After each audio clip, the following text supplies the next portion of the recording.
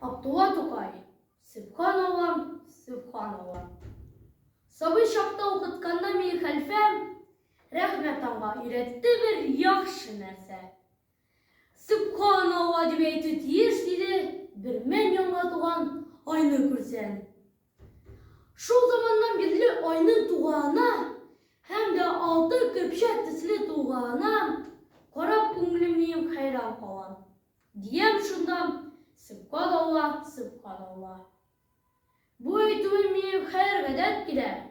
Bu bir türlü dili bulan edep gide. Bir vaktim var, şın kumlimne okuymayım bunu. Helfem yolsuz yama, haman rahmet gide. Mine nerse kuram kan şaksigenimni, kinler ışkı bilen kigenimni. Helfem, şunda meyim dilim tutulgadır. Işkı kuşam tağın şoğuk bilgelemni. Eğer görsem onu gaybet dinler, hadi yine kıtbet dinler, şemsi dinler. Sübhanallah diyor, kayda varlasın.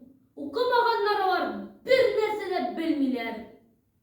Eğer kalfem, min de şu ay nadan bolsam, senden ölüm alamışı kavga bolsam, eytirdim avar köbek.